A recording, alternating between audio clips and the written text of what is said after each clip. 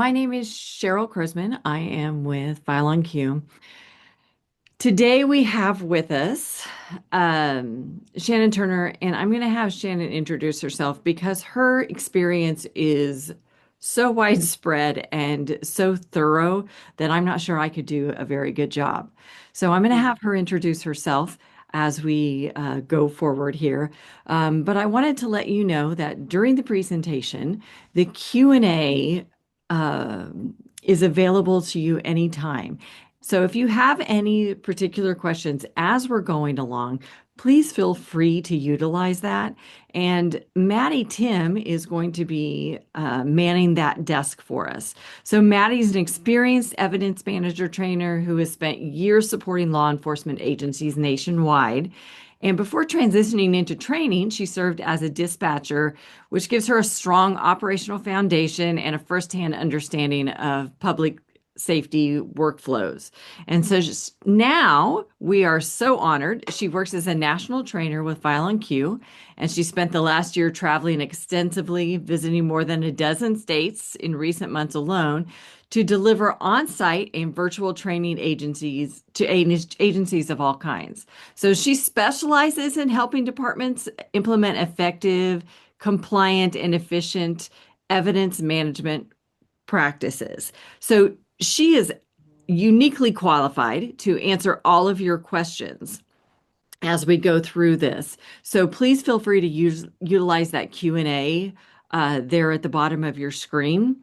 And then at the end of the class today, what we're going to do is I'm going to take a couple of the questions that I feel like are really going to benefit everybody, and we'll share those. Maddie will share those questions and answers with everyone. So please feel free to utilize that at any time. We're going to be doing a couple of polls throughout the presentation today, too, one at the beginning, one at the end. And those will just kind of give us an idea of who we're dealing with so that we can better address what's most important to you. And on that note, I just want to say thank you for being here today. You guys are critically important to your departments and uh, to the justice process in general. And I know you don't get recognized for that a lot, so let us be the ones to recognize you today. We know what you go through. We know the hurdles that you go through, and we truly appreciate that. And if we can help in any way, even beyond the webinar today, if we can help in any way, please feel free to reach out to FileOnQ. We're in your corner, we have your backs, and we want you to be truly successful. With that, I'm going to turn the webinar over to Shannon now, and she'll take you through this class. I'm available anytime. Maddie's available anytime. If you need us, just give us a ring on the Q&A. Shannon, over Okay. to you. All right. Well, thank you so much, Cheryl. Um, I was just looking at the calendar and realized that it was 44 years ago, last month in November, that I started my career. And I have worked primarily all in the criminal justice system. I had my first job. I worked for a law firm that specialized in criminal law, in criminal defense. Don't hold that against me. I was young and impressionable and I needed a job. But I fell in love with criminal law. Absolutely fell in love with it. So after 3 years at that law firm, I went to our prosecuting attorney's office. And I was specifically worked in the juvenile criminal division. I was a victim advocate and a child victim forensic interviewer. So I did that for far too long, and spent 11 years at the prosecutor's office. Then I went to local police department and I was an evidence tech and crime scene investigator. So I managed the property and evidence in the property and evidence facility. I managed it and then I also worked crime scene as well. And I did that for 10 years. So now I have been with FileOnQ for about 21 and a half years, And I have had the distinct pleasure of working with over 300 law enforcement agencies for implementing evidence on Q, for training them and helping them implement the system and improve their policies and procedures. So, okay, enough about me. Now, let's go to, I'm hoping that you are able to see my screen. Um, Here's what we're going to do today. First thing is we're going to talk about the whole Dispo process, which you know is a challenge. So I would love to get a feel for how you guys are managing that big old elephant that you have to bite off. And so we have a poll. What method do you use to review your evidence? Pick the one that is maybe the closest. So by the year or the age of the evidence, maybe you have some type of calendar or tickler system that you've set up. Your evidence management system tracks it. Maybe you just review it when you get tired of looking at it, or perhaps you're just running out of space and you have to clear off some shelves. So pick one that most resembles how you are doing it.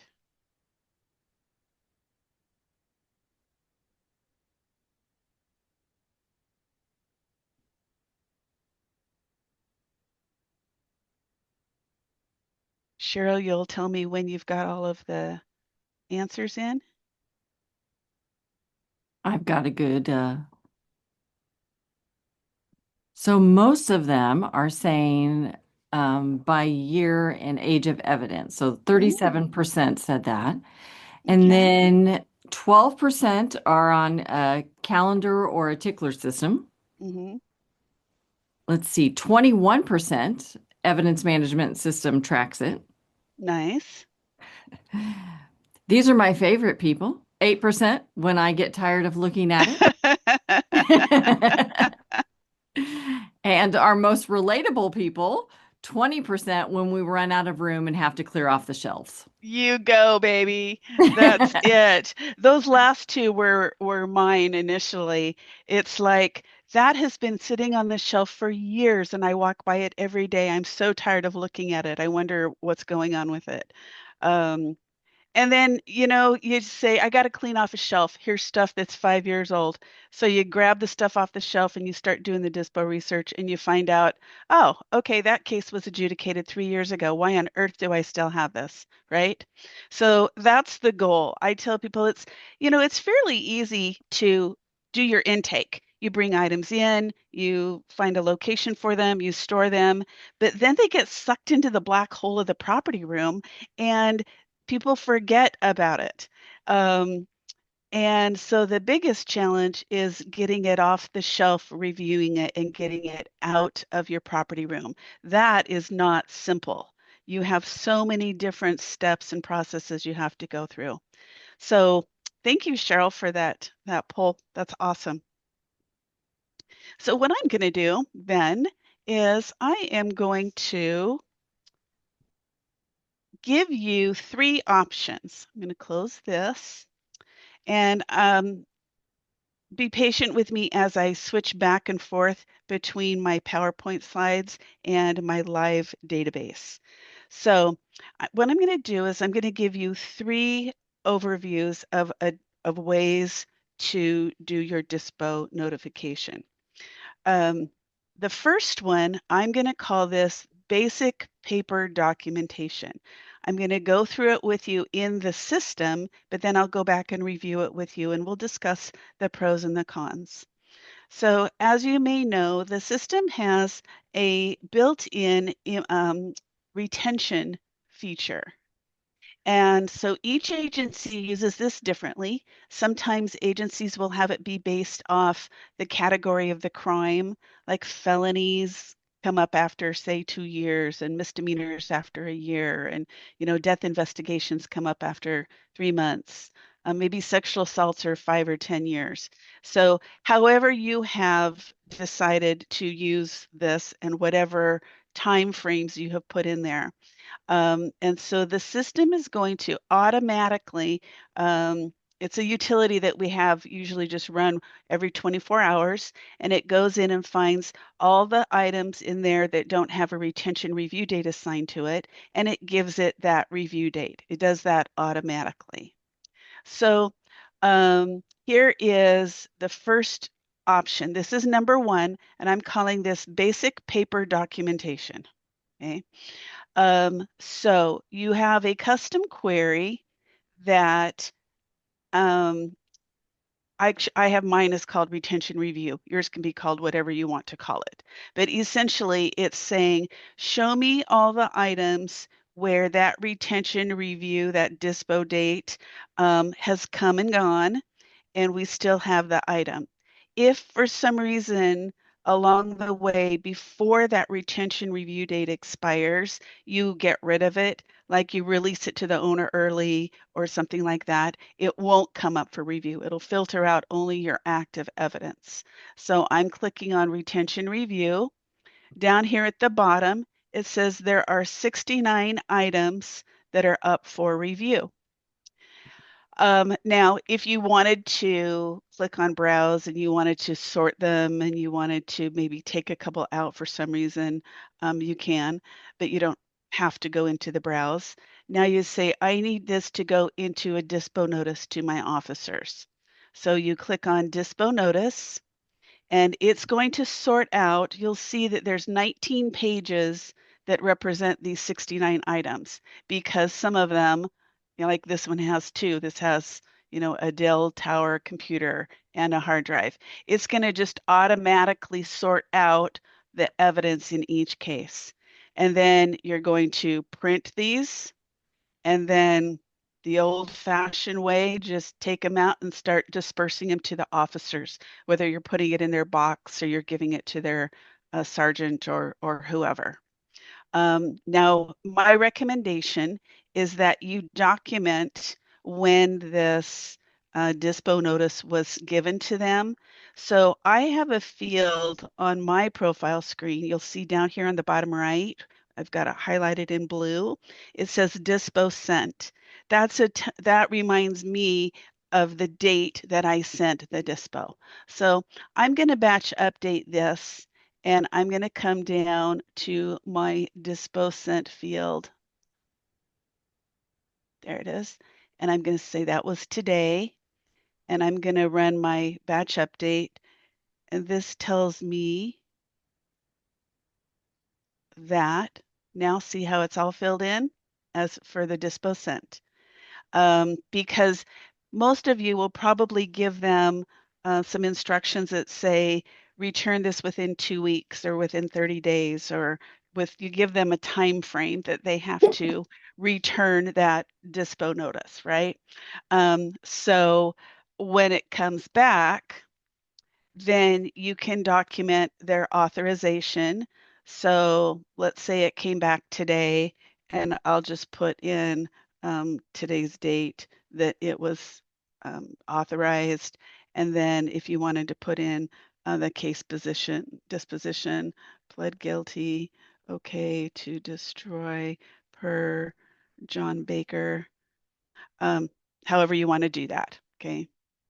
And then that original paper disposition that you got back from them, two options. You could either scan it and drop it into eDocs if you have eDocs, or you can take the original and just file it in the case file. So let's come over to this PowerPoint. So now I'm going to review in a visual of what we just did, okay? So that retention review date is set by the system per your own guidelines. And then we talked about how it's going to automatically assign the review date. So this screenshot that I put in here, it was calculated based off November 25th of 2025, and it's going to automatically come for review on May 25th of 2027 if you still have it. So then what will happen is you're going to run a custom query. This could be once a week, once a month, once a quarter. I think once a month at the bare minimum. So you go in and you ran your custom query for the items that you still have where the review date has expired. I put mine under my Dispo review category up on my toolbar, and I called mine retention review.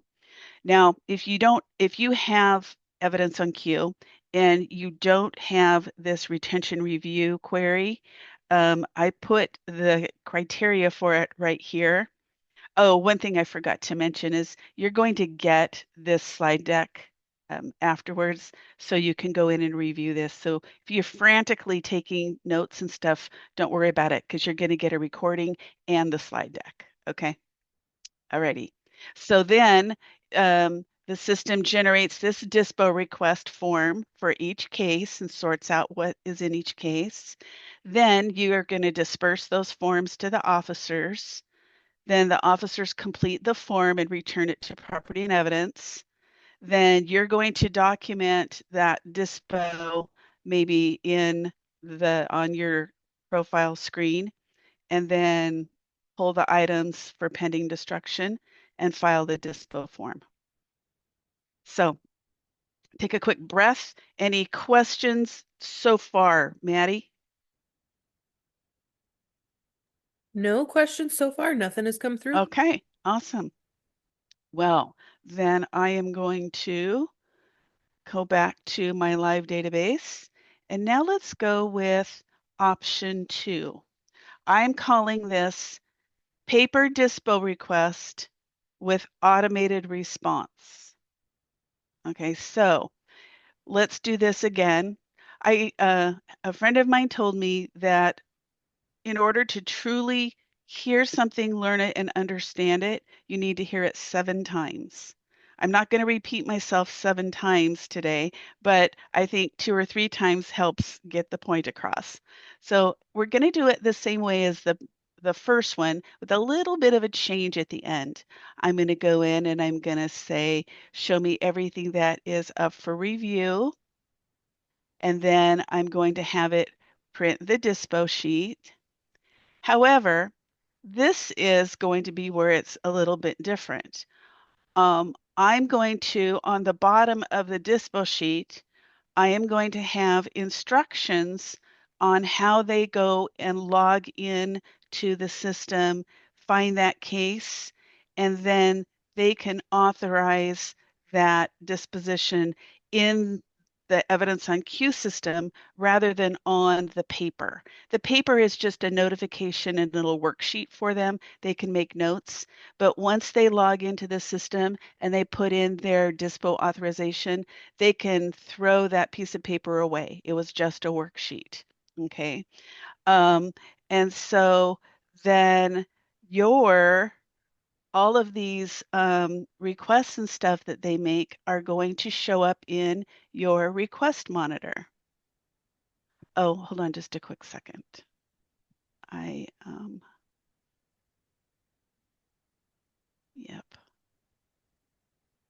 Oh, just a second. I made a change to my screen last minute, and then I didn't log back out and back in for that. Let's see if that'll help. There we go. Standard EBCAC error. The standard EBCAC error is known as error between keyboard and chair. So I would be the EBCAC error of the day. So now I'm logged into my request monitor, and you can see, oh, here's these that the disposition was authorized. I'm going to select those. And oh, those are okay to release to the owner. I'm going to select those. And now they're in a query. Now you could put them into a list for you to pull, and this will give you a pull list. It's sorted by where everything is. You can go pull that and then get it ready to either send a letter or something like that. So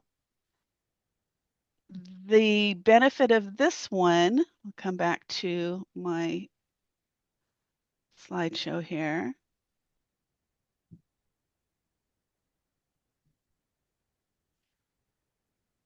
Oh, you know what? I got ahead of me. myself. That's okay. So the paper dispo request with an automated response. We went up and we did that retention review date, just like we did before. We ran the custom query. We had it go into that dispo request, and we dispersed those forms to the officers. However, that dispo notice at the bottom has written instructions on how to log into FileOnQ and search for the case number and submit a request for the appropriate disposition. And they choose what that appropriate dispo is. Then these requests appear in your request monitor. And the beauty of this is they're permanently documented in the audit trail. In the previous scenario we had that was paper only, you had to maintain that paper or take a copy of it, put it in the case file, or scan it and drop it in. With this, once they log in, it has the date, the time, the computer they used, the IP address. It had all that information. So they can't come back and say, geez, Cheryl, I never told you to get rid of that. Well, if you go into the history of the item, it's going to show you the date and the time and that they had authorized it. So let's do a little analysis of both of these options.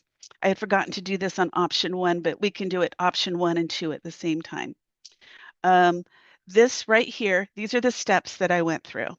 So let's talk about the pros.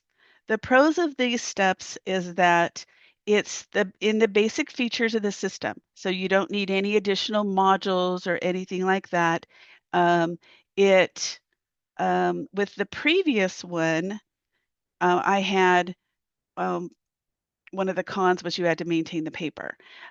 With this one of the pros is that it eliminates the need to maintain the paper dispo authorization because they just logged in and did it in the computer themselves. Some of the cons are that you have to distribute and track this paper that is given to the officers.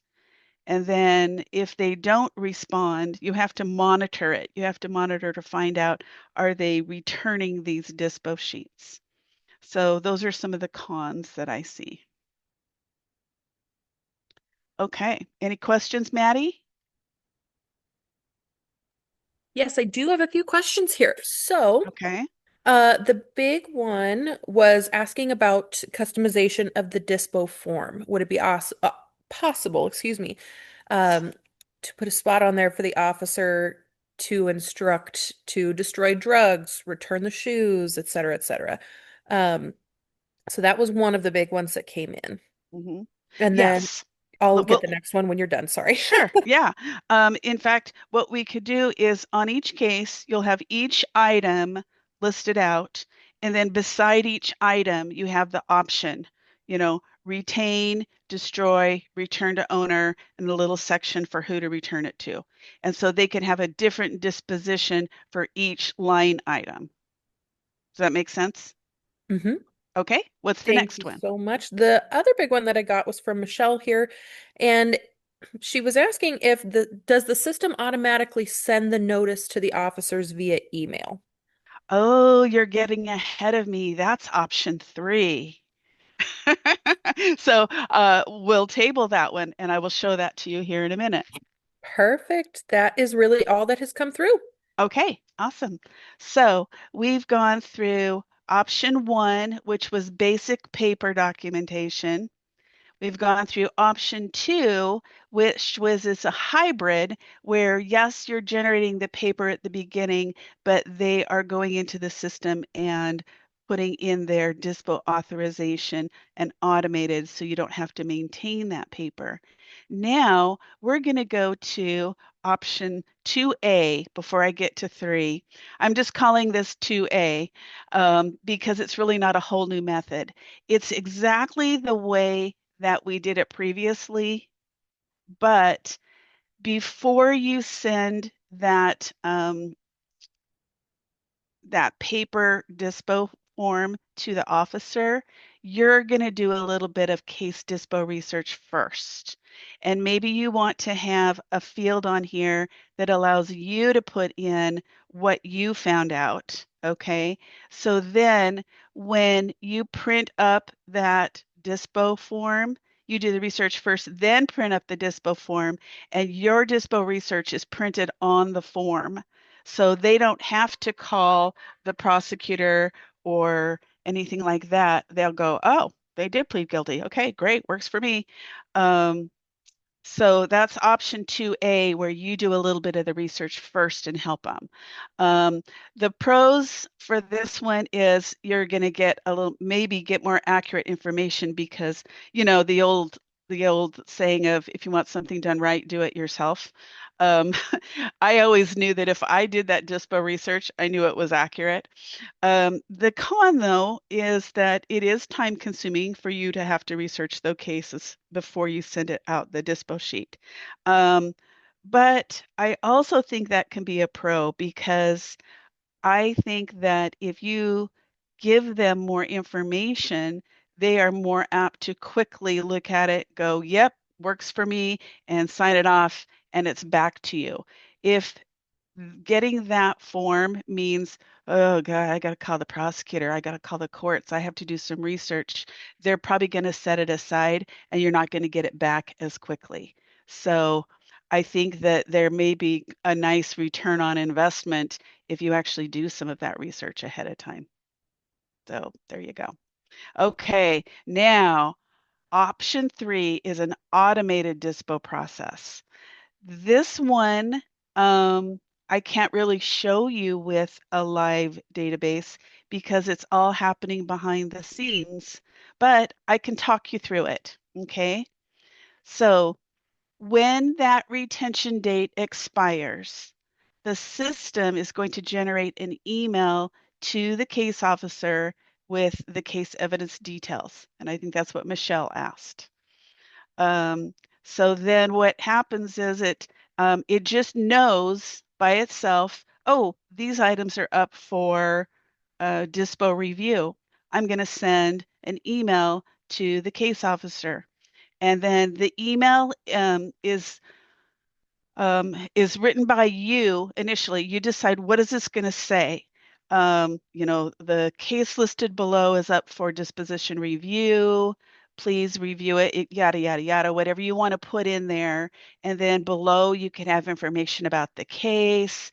So you decide what the verbiage is, just a one time for the template. You don't have to decide this every time. So you decide what it looks like for the template. Then it comes up, it sends out that email automatically. And then in the body of the email is a hyperlink to the case.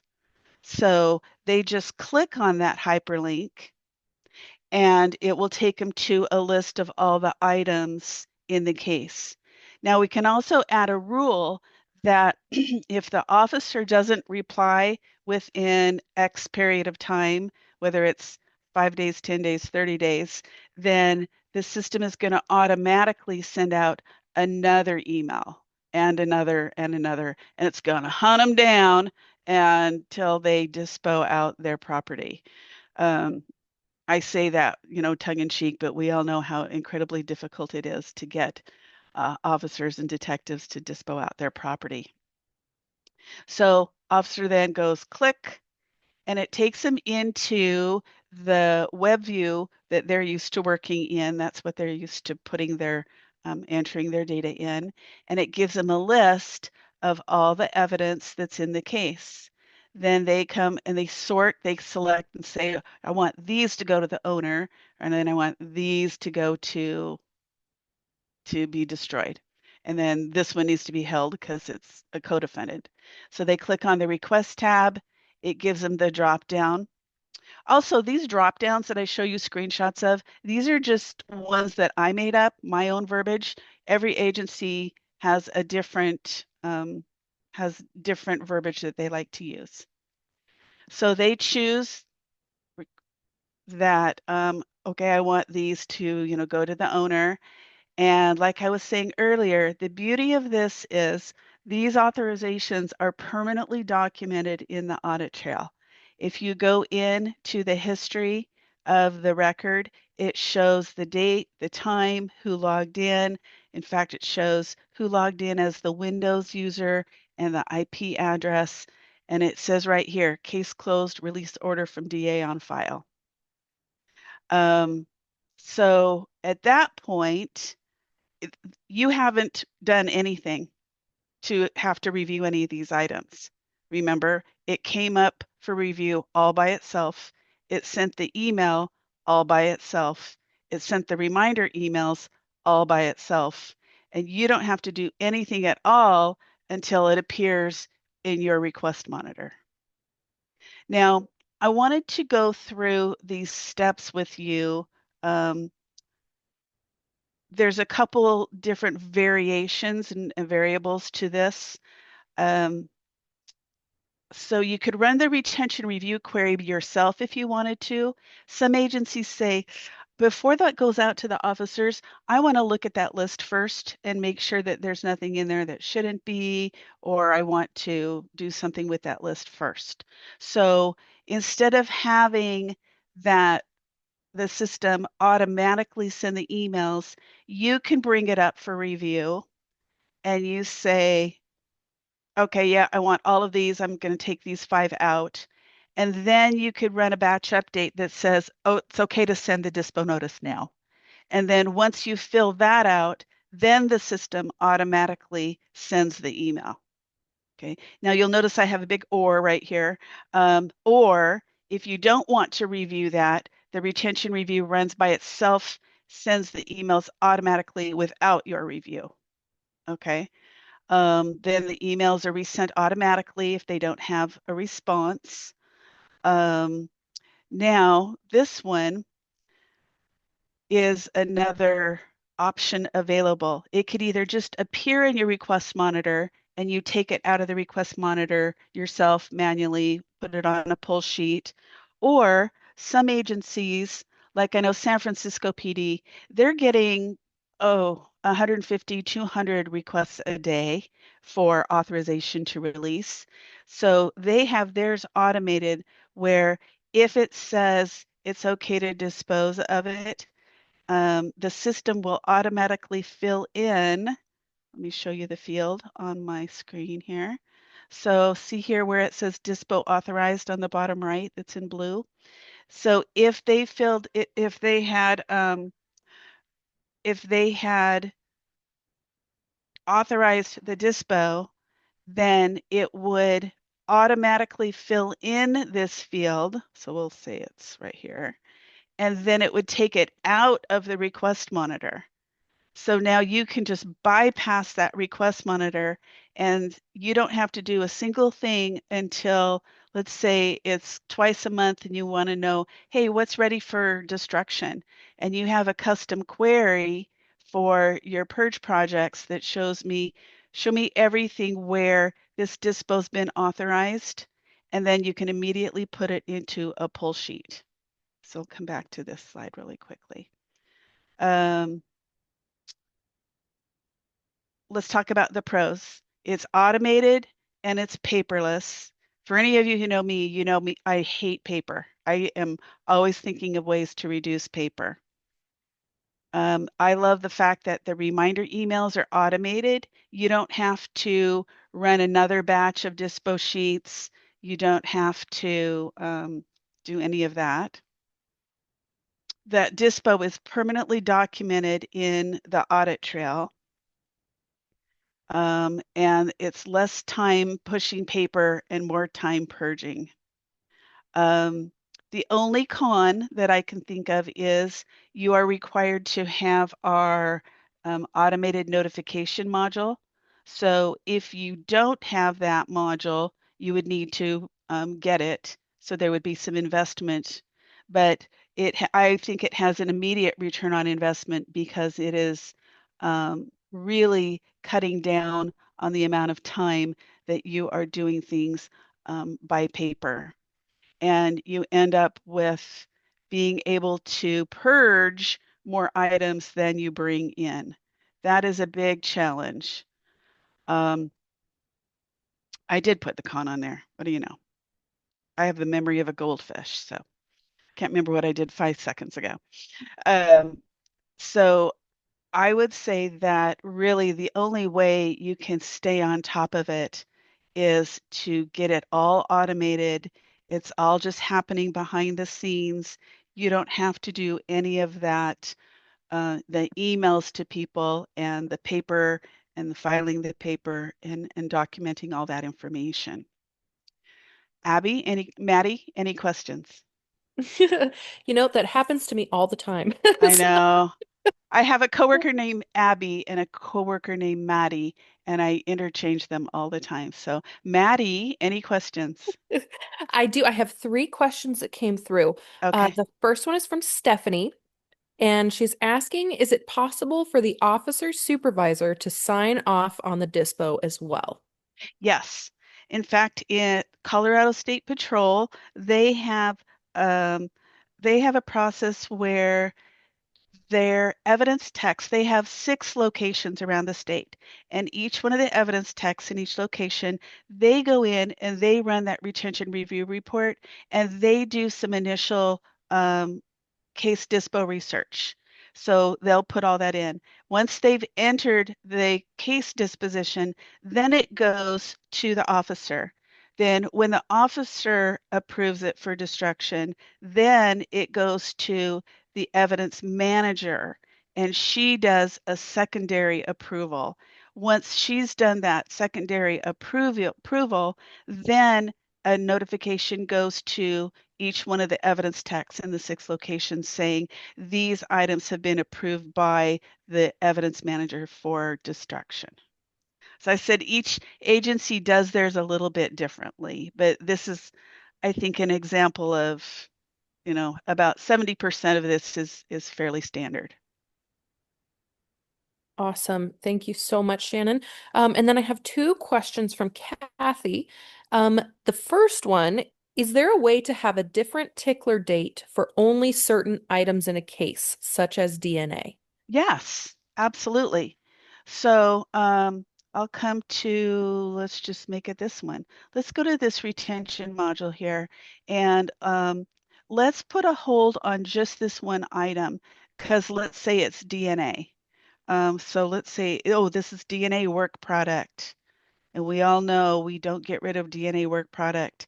And then on review, let's pick, let's say 2050, okay? And then you just want that one item.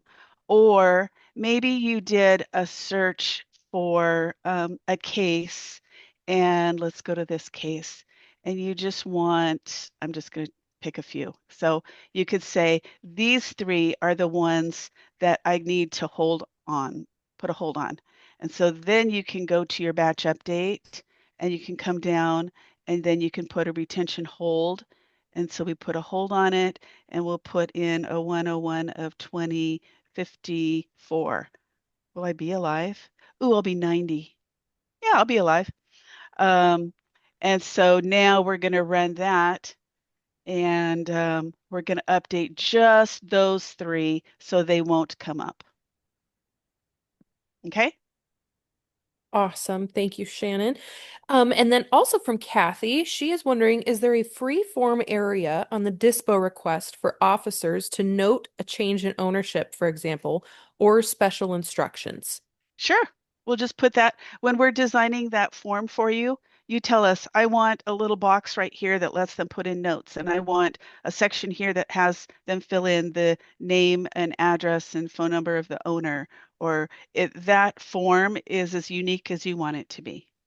And if you decide you have changes along the way and go, you know what, we forgot to add this, then give us a call and say, can you add this? And we'll add it and get it fixed up for you. And then I did have one more question pop through here just a moment ago. How do you handle if the officer is no longer there when there is nowhere to Ah, send the email? okay. So here's a couple things. Um, you can have it set up where it goes to the case officer. Now, if Craig Avery isn't working for you anymore, then it's going to bounce. Actually, you know what? I'm going to back up a little further. I'm going to go and say, before somebody leaves, before somebody retires or they didn't pass the FTO program or whatever it is, go in and run a query for all the items where, let's do this, where Craig Avery is the case officer and just the stuff you have in. You've got 32 items that Craig Avery is the case officer. So before he leaves, either A, try to get him to dispo that stuff out, or B, ask your detective sergeant who's taking over Craig Avery's cases. So you could go to batch update and then you could say the case officer is now John Baker. We're assigning all of Craig Avery's to John Baker. And then we'll hit 32. Now, when this comes up for Dispo, it's going to send it to, oh, I updated the wrong one. My apologies. Now we're going to, it'll send it to John Baker. There you go. So it will know, oh, I have to send these to John Baker. Now, another thing is if this is blank, so say this is blank. It's like, oh, it comes time to send the dispo notice. Oh, case officer's blank. What do I do? Oh, I'll just send it to the person who collected it. And I chose Craig Avery because he's always at the top. Let's go with, oh, Scott Bradley. Okay, so it'll send it to Scott Bradley. Now, you could also have another rule where it says, if there's nobody in this field, then it sends the email to you, to the property and evidence manager, and they go, oh, here's a list of all of our evidence where either we don't have a case officer listed or that email bounced. How's that for a really long explanation? That was beautifully stated. Thank you so Okay, much, Shannon. You covered all the bases. awesome. All And right, that is what all else for do my we have? questions. That's all. Okay, so I will show you my layout here. So we talked about option one, the basic paper documentation. Okay, we went through pros and cons. The pros is you just don't need anything in addition in your system. The cons are all this paper. We've also got option two, which is the paper dispo request with an automated response. And definitely the pros are you don't have to maintain that paper. We have option 2A where you got to do some of the research ahead of time and then your research is printed on that dispo sheet. And then we have option 3, which is an automated dispo process. The whole thing is done behind the scenes. Each agency can decide what they want their rules to be and what field gets filled in and what triggers what. And, you know, everybody does it differently. And definitely the pros are it's all automated and paperless. You don't have to hunt your detectives down. And so that is what we had to present today. And I want to thank you for joining us. You'll see on your screen that there is a QR code. Cheryl, do you want to tell them about this QR code and what it'll do for them? Yes. So if you like what you saw today and you're interested, or if you just have any other questions, go ahead and scan that QR code and we'll send the link to you in a follow-up email as well. But if you want, now would be a good time to go ahead and scan that QR code and you can book a needs analysis with our people. And that's free, no cost to you whatsoever. We just want to make sure that you have everything you need going forward. And if we can help with that, that's great. And if the help is advice, then that's great. And if it's a product, that's great as well.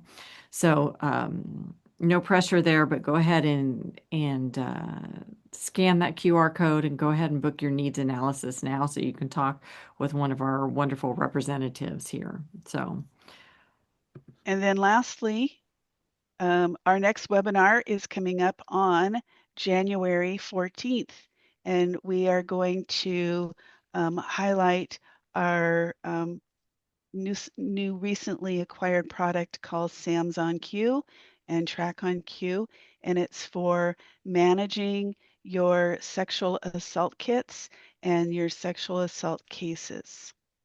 And there's a QR code right there for you to register as well. So Excellent. that's all I have.